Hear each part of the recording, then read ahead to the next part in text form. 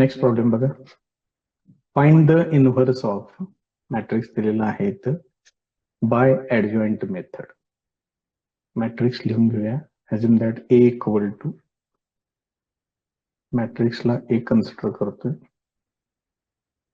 1 0 1 0 2 3 1 2 1. Mod value त्याची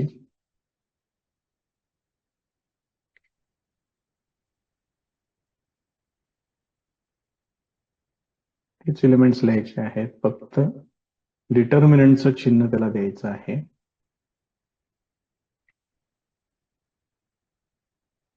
simplify करूया. 1 into bracket 2 minus 6 minus 4 minus 0 into bracket 0 minus 3 minus 3 plus 1 into bracket 0 minus 2 minus 2. So this is minus 4, this is 0, this is minus 2, total minus 6.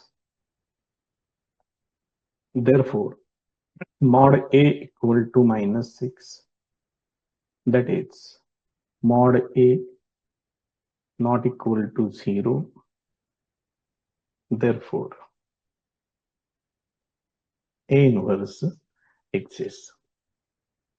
त्याच्यामध्ये आपल्याला adjoint मेथडनं ए inverse find out करायचं आहे. मग त्याच्यासाठी को factor find out करावे लागतात तुम्हाला पहिल्यांदा. को फॅक्टर ऑफ ए आय जे, त्याला नोटेशन मी असं वापरणार आहे.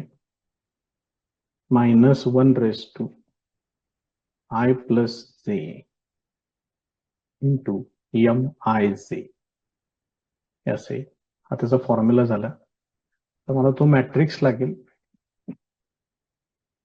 त्या मॅट्रिक्सला मी इथनं जरा कॉपी करून घेतोय तेवढंच, कारण ते एलिमेंट्स दिसल्याशिवाय तर काय आपण इथं काम करू शकत नाही.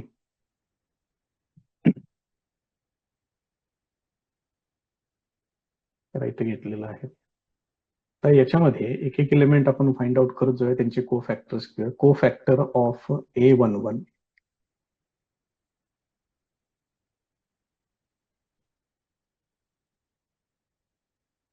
this is equal to -1 plus 1 into M11 -1 plus 1 येणार. First row first column cancel केले तर शिल्लक राहणार आहे 2 3 2 1.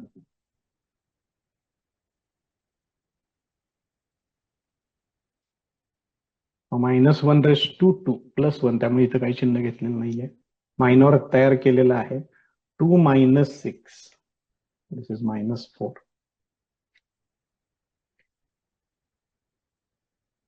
त्याच्या पुढे घ्यायचं आहे cofactor of A12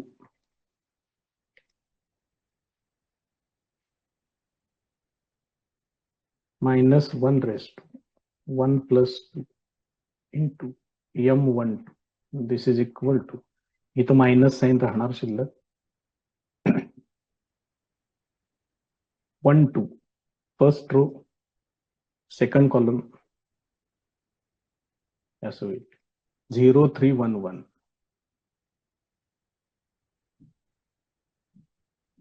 this is equal to -0 -3 -3. This is equal to +3 असं होईल. त्याच्या पुढे पाहिजे आहे नेक्स्ट एलिमेंटचा cofactor of A13 this is equal to -1 plus 3 M13 -1 plus 1 येणार. 1 3 पाहिजे मला. फर्स्ट रो आणि थर्ड कॉलम हे कॅन्सल करावे लागतील. शिल्लक राहणार 0 2 आणि 1 2. याचं सिम्प्लिफिकेशन 0 मायनस 2 -1/4 आहे, त्यामुळे इथं +1 येणार. 0 मायनस 2 हे -2 तसं शिल्लक राहील. आता पुढचे जे एलिमेंट्स आहेत ते आपण डायरेक्ट मांडतोय.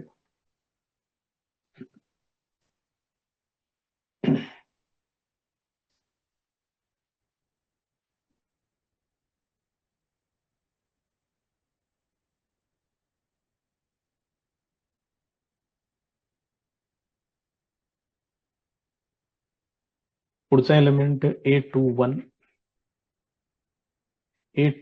म्हणजे मायनस येणार आहे. 2 1 म्हणजे सेकंड रो फर्स्ट कॉलम हे कॅन्सल करा. 0 1 2 1 हे कसं होणार? 0 -2 मायनस येणार आणि इथं परत मायनस आहे. -2 that is equal to +2. A22 2 + 2 4 इथं साईन कुठलं येणार नाही.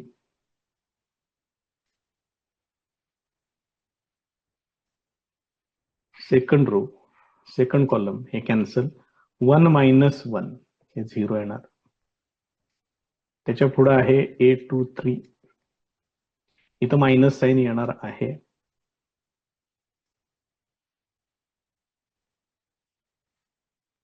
सेकंड रो आणि थर्ड कॉलम हे सेकंड रो हे third column.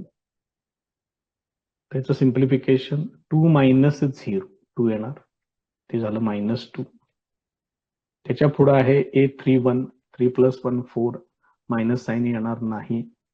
Third row first column cancel करा. काय येते बघा त्याचं सिम्प्लिफिकेशन 0 - 2 येणार -2. A32 इथं मायनस साईन येणार.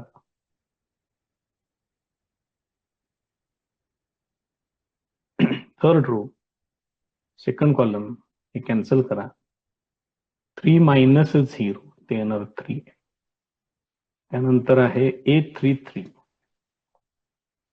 इथं सुद्धा साईन येणार नाही.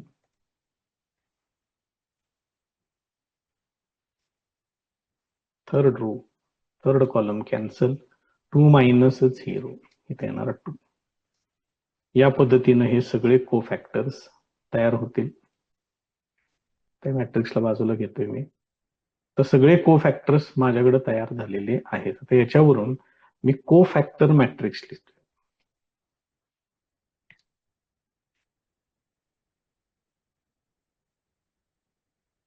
Now cofactor matrix equal to C equal to A11 इथून आहेत बघा स्टार्ट -4 3 -2. त्याच्या पुढे आहे 2 0 -2. त्याच्या पुढे आहे -2 -3 2.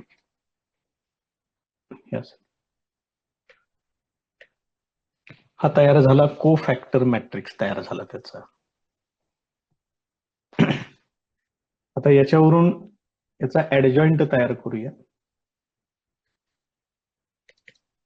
Adjoint of A it is equal to transpose of C. या C चा transpose first row first column होईल -4 3 -2. Second row second column 2 0 -2. Third row third column -2 -3 आणि 2 असं येईल. आता मॉड ए ची व्हॅल्यू जरा बघा पहिले -6 काहीतरी होतं. हा -6 आहे. आता याच्यावरून इन्व्हर्स लिहूया.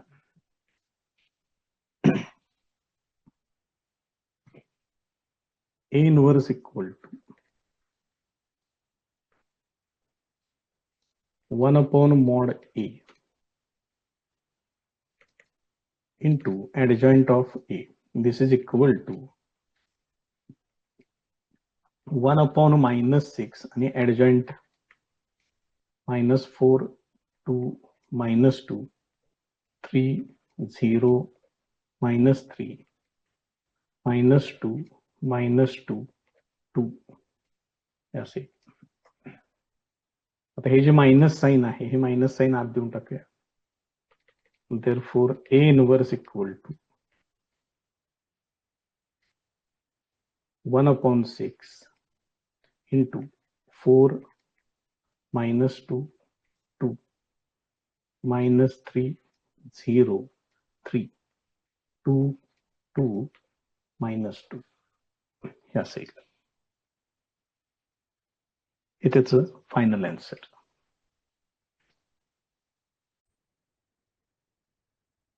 नेक्स्ट प्रॉब्लेम बघा. Find A inverse by adjoint method and by elementary transformations. दोन्ही मेथडनं विचारलेलं आहे. आपण आता दोन्ही मेथडची भरपूर उदाहरणं घेतलेली आहेत, त्यामुळे हे एकाच मॅट्रिक्ससाठी दोन्ही मेथडनं हे सोडवा. इनव्हर्स व्यवस्थित येतो का नाही ते चेक करा. त्यानंतर आहे क्वेश्चन नंबर 18. 17 मी घेणार आहे, तो थोडासा वेगळा आहे. 18 मध्ये काय सांगितलंय, find the inverse of matrix दिलेला आहे, एलिमेंटरी रो ट्रान्सफॉर्मेशन. या पद्धतीने सुद्धा आपण उदाहरणं सोडवलेली आहेत, त्यामुळे हे पण 16, 18 हे तुम्ही सोडवून टाका. 19वा जो क्वेश्चन आहे, असले प्रश्न परीक्षेमध्ये येत नाहीत, त्यामुळे ह्याचा काही फारसा विचार करू नका. हे तुम्हाला साधारणपणे 11वी मध्ये जे डिटर्मिनंट्स आहे त्याच्यामध्ये या प्रकारच्या प्रॉपर्टीज तुम्हाला त्या ठिकाणी बघायला मिळतील. त्यात काही विशेष नाहीये, जास्त सोडवू शकताय तुम्ही इझिली. आता राहिला क्वेश्चन नंबर 17. ह्याच्यामध्ये विशेष फक्त एवढंच आहे की कॉलम ट्रान्सफॉर्मेशन सोडवा म्हणून सांगितले, आणि कॉलम ट्रान्सफॉर्मेशनची उदाहरणं आपण कमी प्रमाणात 1-2च उदाहरणं फक्त घेतलेली आहेत, म्हणून फक्त मी हे एक एक्स्ट्राचं एक्झाम्पल या ठिकाणी घेतोय. इथून पुढचे जेवढे काही इनव्हर्सचे जे काही क्वेश्चन्स असतील ते सगळे तुमचे तुम्ही सोडवायचे आहेत. भरपूर उदाहरणं आपण ऑलरेडी सोडवलेली आहेत. नेक्स्ट प्रॉब्लेम बघा. Find the inverse of A equal to, त्यांनी मॅट्रिक्स दिलेला आहे, बाय एलिमेंटरी कॉलम ट्रान्सफॉर्मेशन्स. इथं स्पेसिफिकली असं मेन्शन केलेलं आहे, त्यामुळे तुम्हाला कॉलम ट्रान्सफॉर्मेशनच हे एक्झाम्पल सोडवावं लागेल. पहिल्यांदा मॅट्रिक्स ए जो त्यांनी दिलेला आहे तो लिहून घेतोय. 1 0 1 0 2 3 1 2 1. त्याची मॉड व्हॅल्यू काढायची आहे. Therefore mod A equal to 1 0 1 0 2 3 1 2 1. हे सिम्प्लिफाय करायचं आहे आपल्याला. 1 into ब्रॅकेट 2 - 6 येणार -4, -0 into ब्रॅकेट 1 - 3 हे -3, प्लस 1 into ब्रॅकेट 0 - 2 -2, म्हणजे हे येते -4 -2 दॅट इज इक्वल टू -6. मगाशी पण कुठेतरी एका ठिकाणी -6 चालू होतं बघा. आताच पण तसंच आहे, साधारण तोच मॅट्रिक्स आहे, फक्त कॉलम ट्रान्सफॉर्मेशन त्यांनी स्पेसिफिकली विचारलंय. मगाशी सोडवलं बघा क्वेश्चन नंबर 15 मध्ये, जरा एकदा बघा तोच मॅट्रिक्स आहे का, तोच आहे. ठीक आहे, कॉलम ट्रान्सफॉर्मेशन आपल्याला जरा वेगळ्या पद्धतीने करायचं आहे. तर कॉलम ट्रान्सफॉर्मेशन, आता मी मुद्दाम तुम्हाला दोन्ही इक्वेशन्स मी तुम्हाला इथं लिहून दाखवते. अजून एक किरकोळ काम राहिलं, mod A not equal to 0 ते एक लिहायचं आहे. Therefore mod A not equal to 0, therefore A inverse exists. असेल. आता जर तुम्हाला रो ट्रान्सफॉर्मेशन वापरायचं असेल तर आपण हे इक्वेशन वापरतो. For row transformations. Column transformation साठी मात्र A inverse into A, this is equal to I, और कॉलम ट्रान्सफॉर्मेशन्स. आता याच्यामध्ये आपल्याला तो मॅट्रिक्स आपण याच्यामध्ये वापरून घेऊया, मग तिथून पुढे सोडूया. पहिल्यांदा ए इन्व्हर्स लिहायचा आहे ॲज इट इज. त्यानंतर मॅट्रिक्स ए 1 0 1 0 2 3 1 2 1 असे.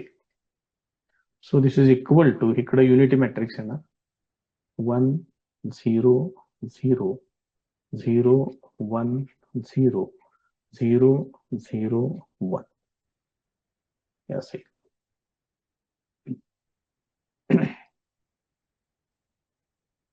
तर कॉलम ट्रान्सफॉर्मेशन्स मला वापरायचे आहेत. मग इथं 1 आहे, इथं 0 आलेलं आहे. आता इथं ह्या 1च्या ठिकाणी 0 आणायचं, म्हणजे मला काय चेंज केला पाहिजे, C3 is changed to C3 minus C1. Third column मध्ये चेंज होणार आहे. पहिले दोन कॉलम्स ॲज इट इज 1 0 1 0 2 2. त्याच्यानंतर आता इथं चेंज होते, 1 मायनस 1 इथं 0 येणार, 3 मायनस 0 इथं 3 येणार, 1 मायनस 1 इथं 0 येणार.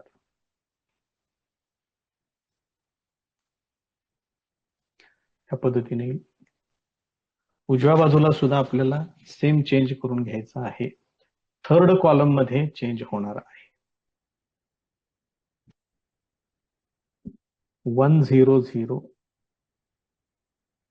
0 1 0. आता 0 मायनस 1 इथं मायनस 1 येणार, हे 0 आहे असंच, इथं 1 शिल्लक राहील. या पद्धतीने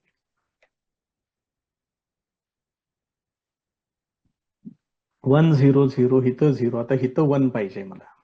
तर इथं 1 आणण्यासाठी 4 मायनस 3 असं करून घेतोय, म्हणजेच C2 is changed to 2 times C2 minus C3 असं करून घेतोय. बघा,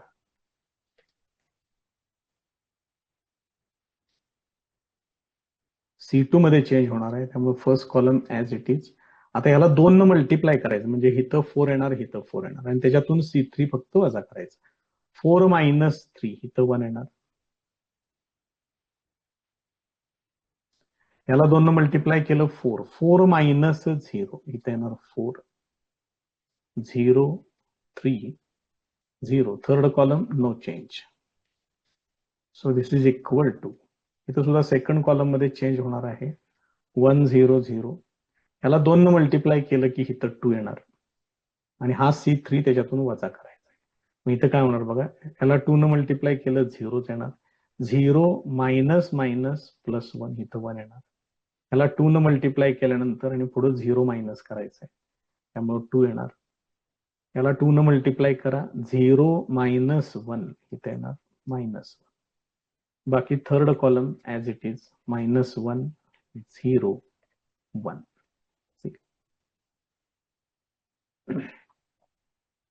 so this is equal to, आता 1 0 0 0 1 इथं 0 पाहिजे. मग फर्स्ट कॉलमला सॉरी सेकंड कॉलमला 3 न मल्टिप्लाय करून थर्ड कॉलम मधून ते सबट्रॅक्ट करा.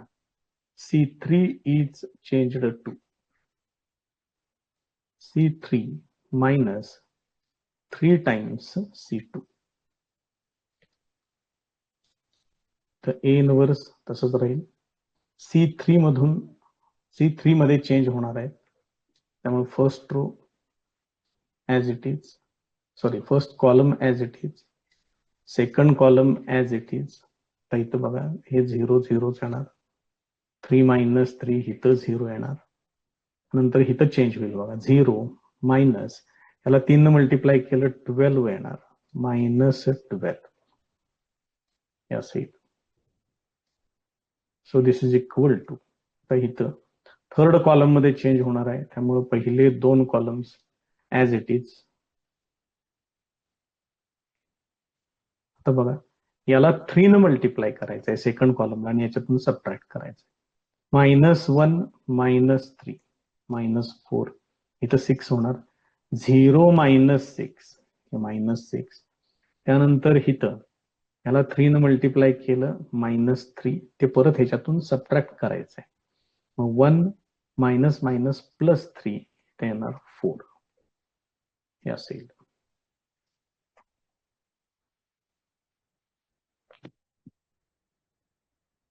आता 1 0 0 0 1 0 आता हिथं 0 पाहिजे आणि हिथं पण नंतर 0 आणला पाहिजे. मग ह्याला मी काम करतो ह्याला डायरेक्ट ह्या ठिकाणी 12 न -12 न डिव्हाइड करून घेतो इथं सरळ, कारण मग हिथं 1 येईल आणि हिथं 1 आल्यानंतर मग हे बाकीचं सगळं मला ऍडजस्ट करता येईल. ठीक आहे, बघूया आपण त्या पद्धतीने डिव्हाइड करून घेऊ. C3 is changed to -1/12 times C3 हे असं करावं लागेल. थर्ड कॉलमला -12 न डिव्हाइड करायचं आहे. ए इनव्हर्स थर्ड कॉलम मध्ये चेंज होणार आहे 1 0 1 इथं 0 1 4 त्यानंतर इथं 0 0 आणि 1 येणार. इथं उजव्या बाजूला first 2 columns as it is 1 0 0 त्यानंतर 1 2 -1 इथं -12 न डिव्हाइड करायचं -4 -12 मायनस कॅन्सल होईल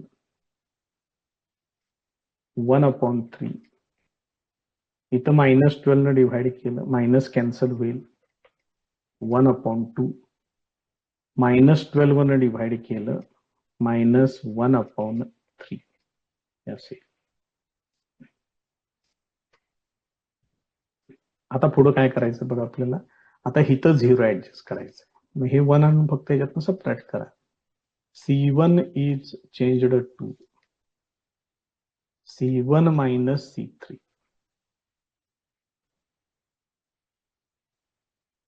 आता फक्त मग इथं 1 0 0 एवढा चेंज होणार, बाकी सगळे एलिमेंट्स ऍज इट इज 0 1 4 0 0 1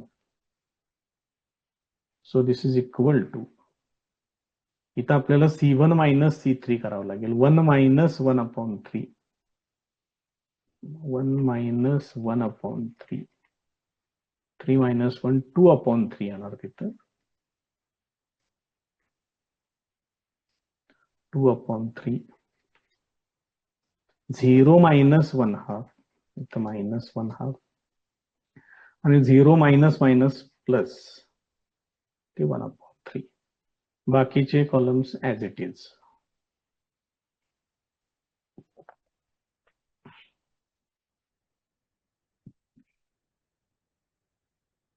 असेल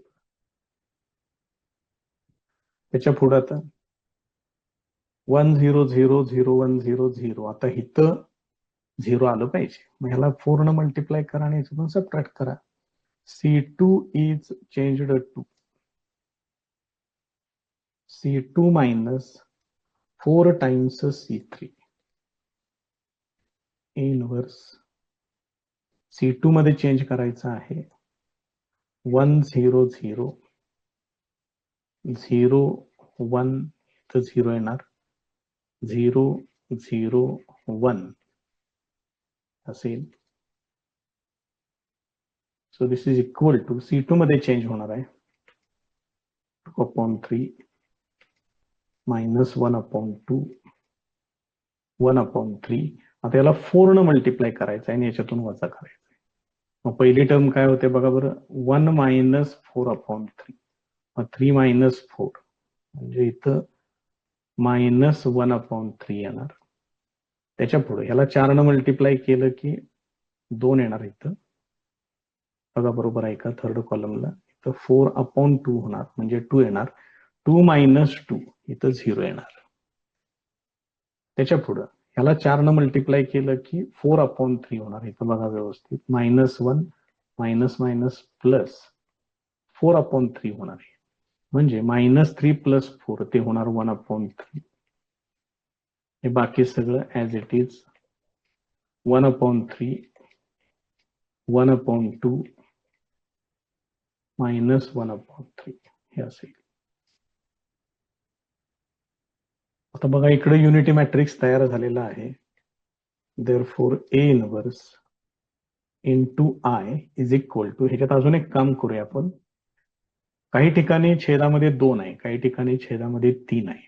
मग 2 आणि 3 यांचा LCM लसावी येतो 6. तर याच्यातून मी 1/6 हे बाहेर घेतोय. 1/6 जर तुम्ही बाहेर घेतलं तर आतल्या सगळ्या एलिमेंट्सना 6 न मल्टिप्लाय करायचं. मग याला 6 न जर मी मल्टिप्लाय केलं 2/3 इंटू 6 तर हे येते 4. इथं 6 न मल्टिप्लाय केलं -2. इथं 6 न मल्टिप्लाय केलं 2.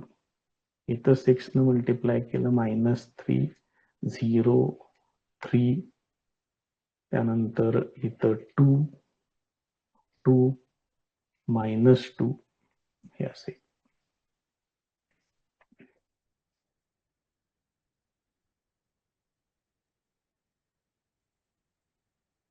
आता फक्त लास्ट स्टेप तेवढे राहिलेले आहे. A inverse into I that is equal to A inverse 1/6 into matrix आहे तसा फक्त मॅट्रिक्स इथं लिहून टाका.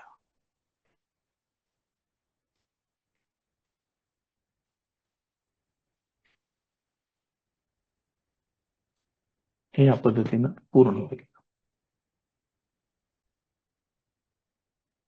नेक्स्ट प्रॉब्लेम बघा. मॅट्रिक्स A दिलेला आहे, मॅट्रिक्स B पण दिलेला आहे. Find matrix X such that, अशी कंडिशन त्यांनी सांगितलेली आहे. ती जी काही दिलेली कंडिशन आहे ती पहिल्यांदा लिहून घेऊया. Given that X into A equal to B, X तसाच ठेवतोय. Matrix A 1 0 1 0 2 3 1 2 1. This is equal to matrix B 1 2 3 1 1 5 2 4 7. आता इथे जर तुम्ही काळजीपूर्वक जर हे बघितलं तर हा प्री फॅक्टर आहे आणि हा पोस्ट फॅक्टर आहे. हा पोस्ट फॅक्टर आहे, याला मी युनिटी मॅट्रिक्स मध्ये कन्व्हर्ट करणार आहे. त्यामुळं मला इथं कंपल्सरी कॉलम ट्रान्सफॉर्मेशन्सच वापरावे लागते. त्याच्यामध्ये आपल्याला कॉलम ट्रान्सफॉर्मेशन्स वापरायचे आहेत आणि हा जो पोस्ट फॅक्टर आहे त्याचं कन्व्हर्शन युनिटी मॅट्रिक्स मध्ये आपल्याला करायचं आहे. इथं 1 आहे, इथं 0, इथं 1 आणायचं आहे. त्याच्यासाठी मला थर्ड कॉलम मधून फर्स्ट कॉलम सबट्रॅक्ट करावं लागेल. C3 इज चेंज्ड टू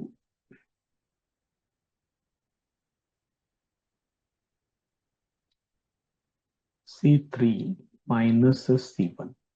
मग थर्ड कॉलम मध्ये चेंज होणार आहे. त्यामुळे फर्स्ट आणि second column as it is 1 0 1 0 2 2. इथं 1 मायनस 1 इथं 0 येणार. 3 मायनस 0 3 येणार. 1 मायनस 1 इथं पण 0 येणार. दिस इज इक्वल टू, उजव्या बाजूला सुद्धा थर्ड कॉलम मध्ये चेंज करायचं आहे. 1 1 2 2 1 4. आता 3 मायनस 1 इथे येणार 2. 5 मायनस 1 हे 4. 7 मायनस 2 हे येणार 5. हे असं तयार होईल.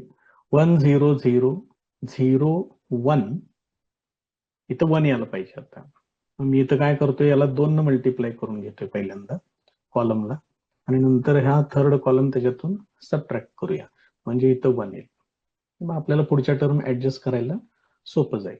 C2 इज चेंज्ड टू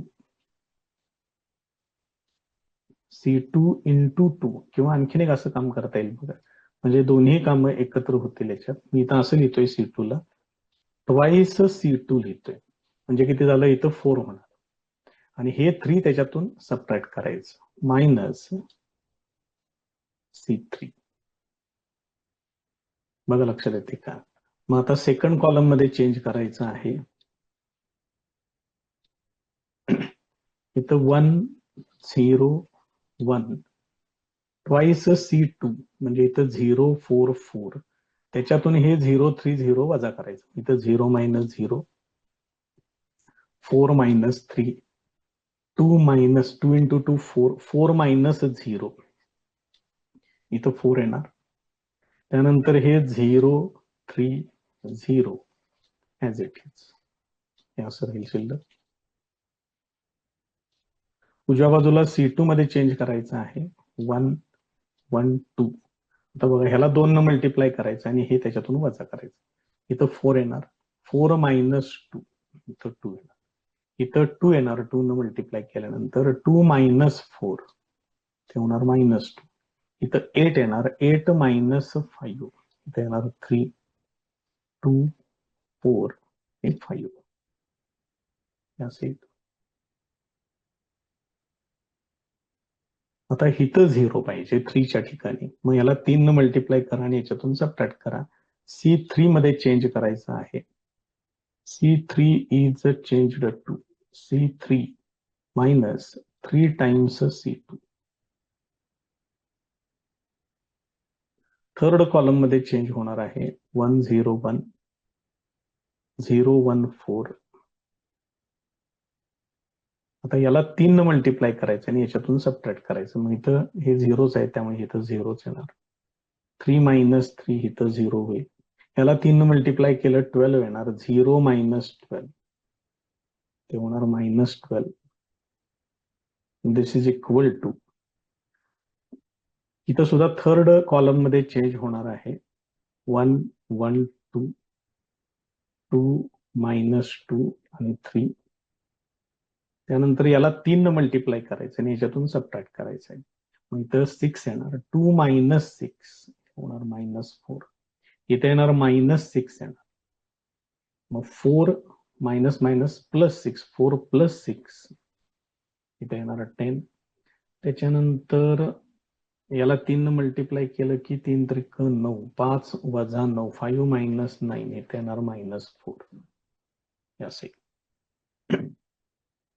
बघा कशा पद्धतीनं ते चेंजेस होतील ते. आता त्याच्या पुढं 1 0 0 0 1 0. आता इथं 0 पाहिजे, इथं पण 0 पाहिजे आणि इथं 1 पाहिजे. मी पहिल्यांदा ह्यालाच ऍडजस्ट करून घेतोय. मी ह्याला मायनस 12 न डिव्हाइड करून घेतोय या थर्ड कॉलमला, आणि मग पुढच्या सगळ्या टर्म्स आपण ऍडजस्ट करूया. C3 is changed to minus 1 upon 12 into C3, हे असं करावं लागेल. थर्ड कॉलम मध्ये चेंज करायचं. इथं 1 0 1 0 1 4, इथं 0 0 1, हे असेल. So this is equal to 1 1 minus 2, 2 minus 2 3. आता मायनस 12 न डिवाइड करायचं आहे, त्यामुळे जिथं मायनस आहे तिथं प्लस होईल, प्लस आहे ते मायनस होईल. मायनस 4 डिवायडेड बाय मायनस 12, म्हणजे 1 अपॉन 3. 10 डिवायडेड बाय 12, मायनस तर राहणारच आहे, 2 पंचे 10, 2 12, आणि इथं पण 1 अपॉन 3 येणार, हे असेल.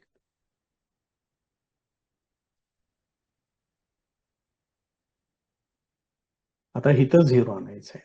मग हा थर्ड कॉलम घ्या, तो फर्स्ट कॉलम मधून सबट्रॅक्ट करा. C1 is changed to C1 minus C2 sorry C3 आणि C2 is changed to C2 minus इथं 4 आहे, याला 4 न मल्टिप्लाय करून याच्यातून सबट्रॅक्ट करा, -4 टाइम्स C3. मग इथं तर फक्त 1 0 0 एवढा चेंज होईल. इकडं काही चेंजेस जास्त नाहीत, पलीकडे चेंजेस जास्त होतील.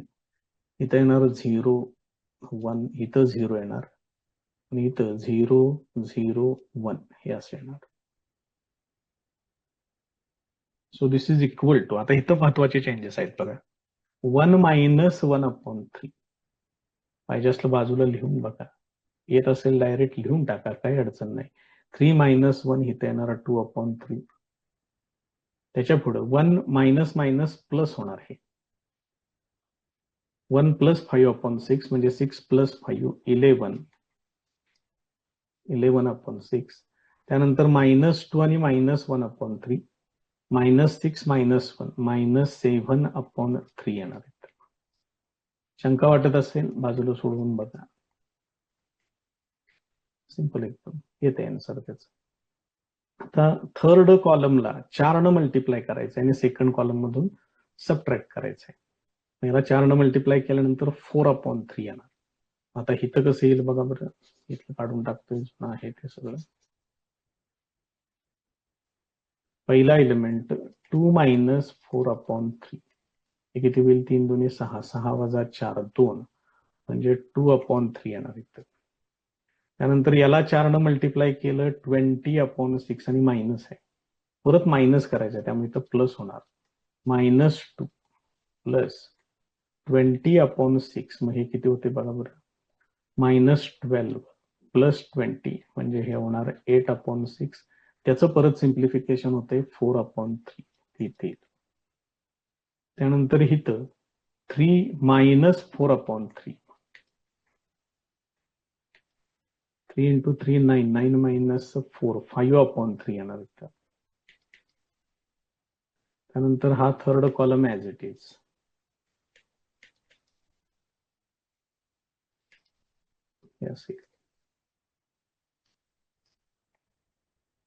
इथं युनिटी मॅट्रिक्स तयार झालेला आहे. therefore x into I equal to, इथं या सगळ्यांच्यातून काही कॉमन घेता येईल का बघा, छेदामध्ये जास्तीत जास्त 6 3 असे आहेत. एक काम करूया, 6 कॉमन घेऊया, 1/6 हे कॉमन घेऊया. आता सगळ्यांना 6 न मल्टिप्लाय करा आणि काय सिम्प्लिफिकेशन येते बघा. 6 ने इथं मल्टिप्लाय केलं, 3 2 6, 2 × 2 4, इथं पण 4च येणार. 6 ने इथं मल्टिप्लाय केल्यानंतर इथं 2 येणार, तर 11 4 सॉरी इथं 3 आहे बघा डिवायडेड बाय मध्ये, त्यामुळे इथं येणार 8 येणार, इथं -5, इथं 6 न डिवाइड केलं -14, इथं 6 न मल्टिप्लाय बरं का, 6 न मल्टिप्लाय केलं 3 × 2 2 × 5 10 येणार, इथं 6 न मल्टिप्लाय केल्यानंतर 2 येणार. हे या पद्धतीनं त्याचा आन्सर येईल.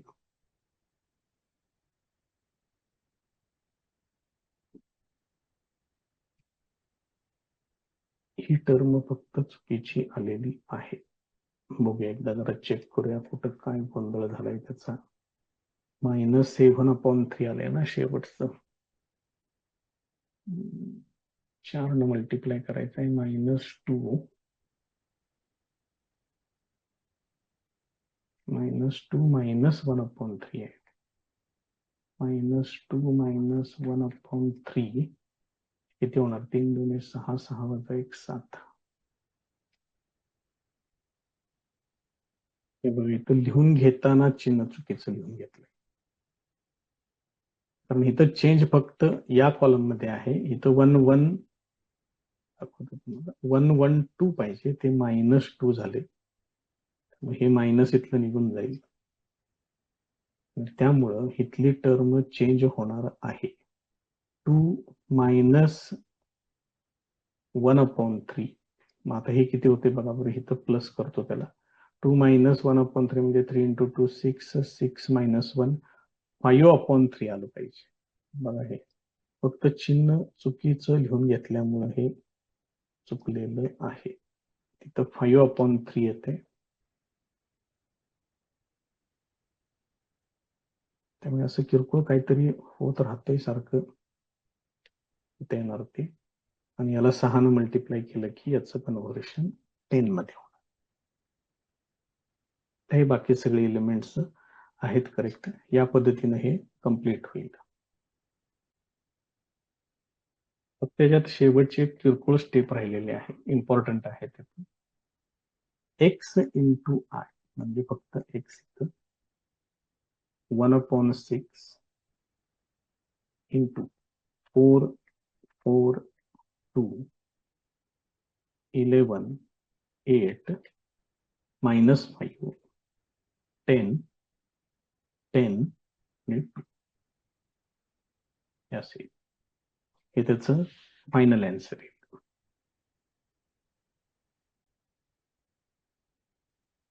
नेक्स्ट पॉइंट बघा, ऍप्लिकेशन ऑफ मॅट्रायसेस. याचं ऍप्लिकेशन असं आहे की या प्रकारे दिलेली जी सायमल्टेनियस इक्वेशन्स असतात, ही सायमल्टेनियस इक्वेशन्स तुम्ही सॉल्व्ह करू शकताय. मे बी ते 2 व्हेरिएबल मधले असतील किंवा 3 व्हेरिएबल मधले असतील. तर या प्रकारची इक्वेशन्स सोडवण्यासाठी या मॅट्रायसेसचा यूज होतो. याच्यामध्ये त्यांनी 2 मेथड्स सांगितलेले आहेत. एक आहे मेथड ऑफ इन्व्हर्शन, त्याच्यामध्ये तुम्हाला एका मॅट्रिक्सचा इन्व्हर्स फाइंड आउट करावा लागेल, म्हणून त्याचं नाव मेथड ऑफ इन्व्हर्शन आहे. आणि दुसरी एक मेथड आहे, त्याचं नाव आहे मेथड ऑफ रिडक्शन. एक एक मेथड आपण बघूया त्याच्यामध्ये काय करायला लागते ते.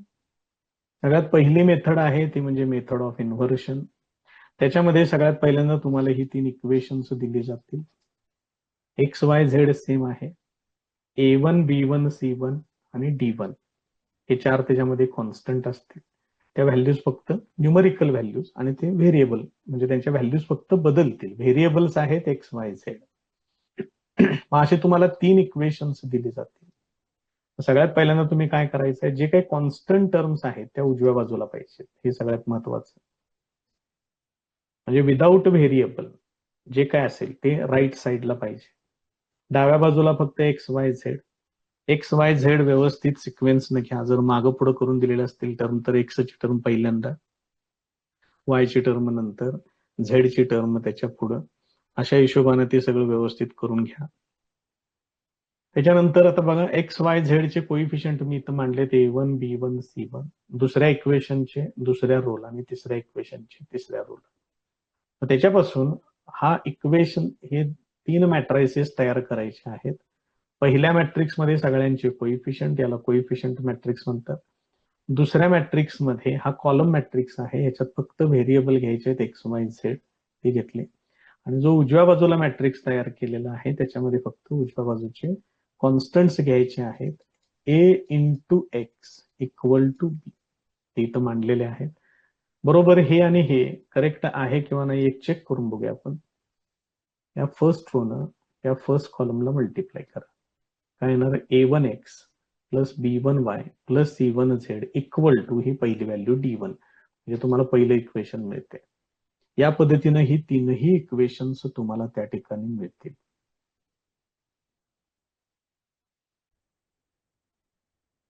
मग हे इक्वेशन घेऊन त्याच्यावरती थोडीशी प्रोसेस करायची आहे. काय प्रोसेस आहे बघा, या Ax इक्वल टू बी इथं आहे बघा, हे Ax आहे, इथं बी आहे. मग याच्या आधी A इनव्हर्स दिसते, याचा अर्थ या इक्वेशनला A इनव्हर्सनं प्री मल्टिप्लाय केलेलं आहे. Pre multiplying by A inverse, म्हणून इथं A इनव्हर्स आधी लिहिलेला आहे, इथं पण आधी लिहिलेलं आहे. याच्यातलं A इनव्हर्स इंटू A या दोघांना एकत्र करा, एक्स आहे असंच. इकडे काय तर चेंज नाही, A इनव्हर्स इंटू बी चा शेवटपर्यंत. त्यातलं A इनव्हर्स इंटू A म्हणजे आय, आणि आय इंटू एक्स म्हणजे एक्स. मग तुम्ही हा A इनव्हर्स फाइंड आउट करा, कुठल्याही मेथडनं फाइंड आउट करा, तो इथं वापरा. तुमचा मॅट्रिक्स बी म्हणजे हा कॉन्स्टंटचा मॅट्रिक्स असतो. A इनव्हर्स तुम्ही फाइंड आउट करायचा आहे, सोडवा. तुम्हाला XYZ च्या व्हॅल्यूज त्या ठिकाणी मिळतात। याच्यामध्ये इन्व्हर्स फाइंड आउट करून पुढे प्रोसीड करायचं आहे, त्यामुळे त्याला मेथड ऑफ इन्व्हर्शन असं म्हटलेलं आहे। आणि जी दुसरी मेथड आहे त्याचं नाव आहे मेथड ऑफ रिडक्शन। मग याच्यामध्ये काय करायचं आहे, हा जो पहिला मॅट्रिक्स आहे A into X equal to B, इथपर्यंत प्रोसिजर सेम आहे। फक्त हा जो फर्स्ट मॅट्रिक्स आहे 3x3 चा जो काय आहे तो reduce it to an upper triangular matrix और लोअर ट्रायंग्युलर मॅट्रिक्स और डायगोनल मॅट्रिक्स। हा जो मॅट्रिक्स इथं तुमचा तयार होईल बघा, दाखवते सगळे प्रकार त्यात काय असते। हा मॅट्रिक्स ए काही असेल त्या ठिकाणी व्हॅल्यूज, त्याला तुम्ही काय करायचं आहे, इथं पहिल्यांदा लिहितोय 2 4 0 0 1 0 3 -4 असं लिहितोय। काही घेतलेले आहेत मी व्हॅल्यूज, हे बघा इथं हा एवढा पार्ट तीनही टर्म्स ह्या 0 पाहिजे, म्हणजे इथं डायगोनलच्या वरचे एलिमेंट्स प्रेझेंट आहेत, म्हणजे हा अप्पर ट्रायंग्युलर मॅट्रिक्स। हेच जर समजा तुम्ही हिथं 3 शून्य आणले,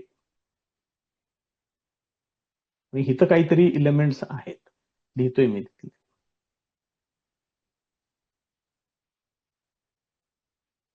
कोणत्याही एका सेक्शन मध्ये मला 0 पाहिजे, म्हणजे हिथं घेतोय आता मी 0 आणि हिथं 1 2 -3 असं काही घेऊ शकतो। मग इथं डायगोनलच्या खालचे एलिमेंट आहेत, याचा अर्थ हा लोअर ट्रायंग्युलर, त्याला वरच्या ट्रायंगल मध्ये 0 असेल। आणि डायगोनल मॅट्रिक्स मध्ये काय असते 1 0 0 0 5 0 6 0 1 6। डायगोनल मॅट्रिक्स मध्ये या डायगोनल वरचेच एलिमेंट प्रेझेंट असतात, बाकी सगळे एलिमेंट 0 असतात। या तीनही पैकी कुठल्याही प्रकारचा मॅट्रिक्स ए, ह्या ए ला या तीनही पैकी कोणत्याही फॉर्मॅटमध्ये कन्व्हर्ट करा।